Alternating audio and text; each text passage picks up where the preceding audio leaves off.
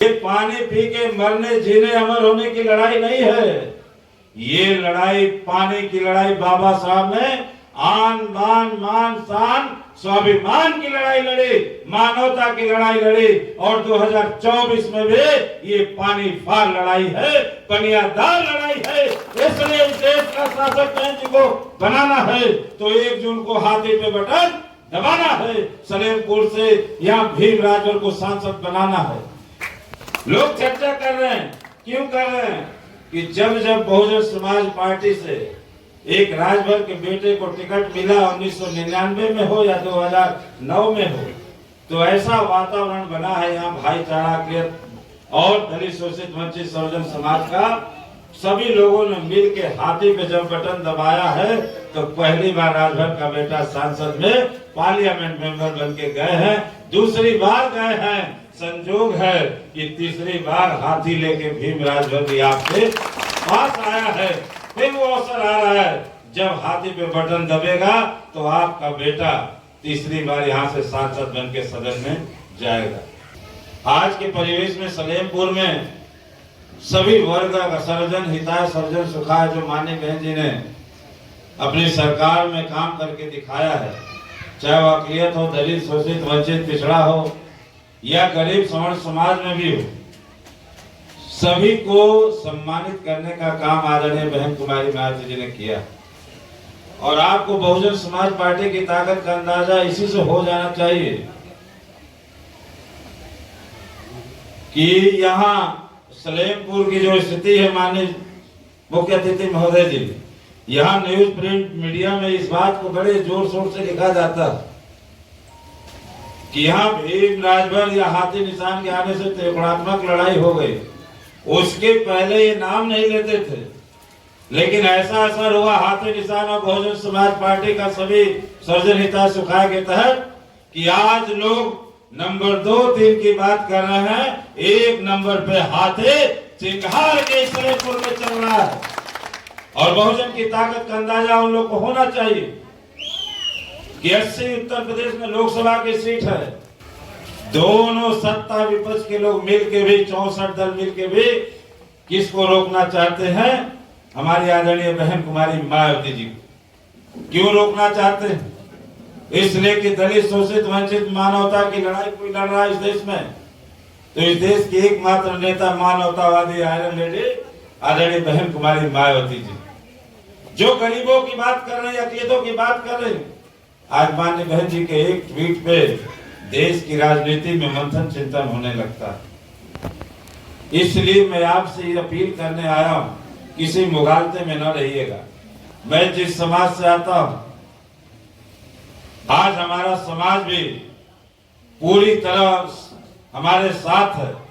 इसलिए साथ है कि जो अब तक का यहाँ इतिहास रहा है 10 साल 5 साल का, मैं माननीय कांसी राम साहब एक बात कहते थे कि जो एक बार धोखा दे तो ये आपकी गलती नहीं, यदि दोबारा फिर उसी शख्स ने आपको धोखा दिया तो अब उसकी गलती नहीं, ये आपकी गलती। यहाँ आप 10 साल 5 साल 15 साल से धोखा खा रहे हैं।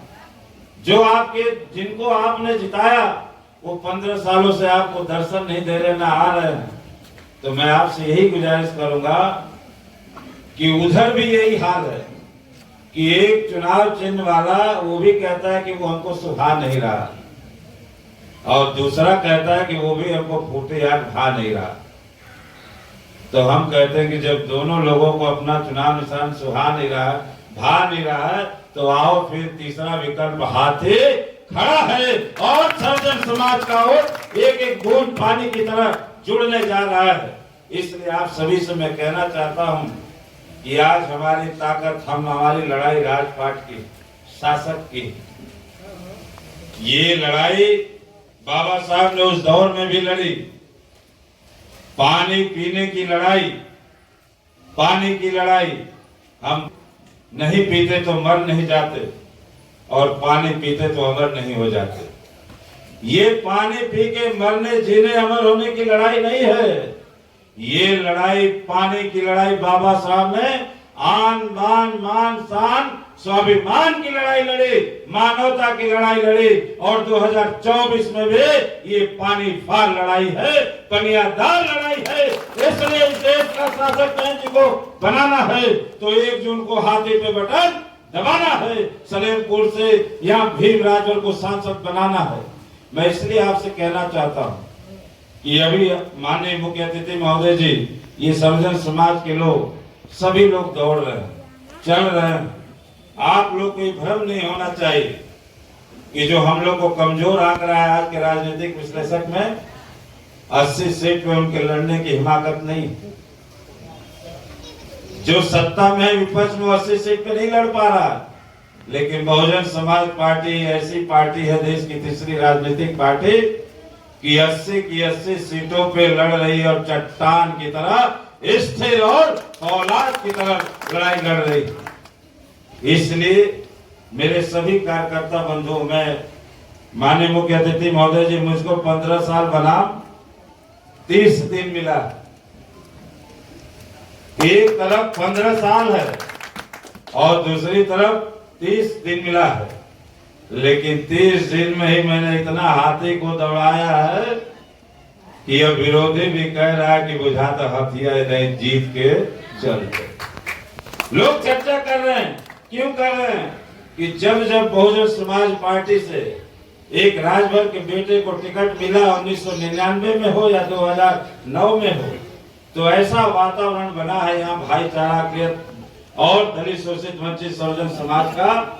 सभी लोगों ने मिल के हाथी पे जब बटन दबाया है तो पहली बार राजभर का बेटा सांसद में पार्लियामेंट मेंबर बन के गए हैं, दूसरी बार गए हैं। संजोग है कि तीसरी बार हाथी लेके भीम राजभर भी आपके पास आया है।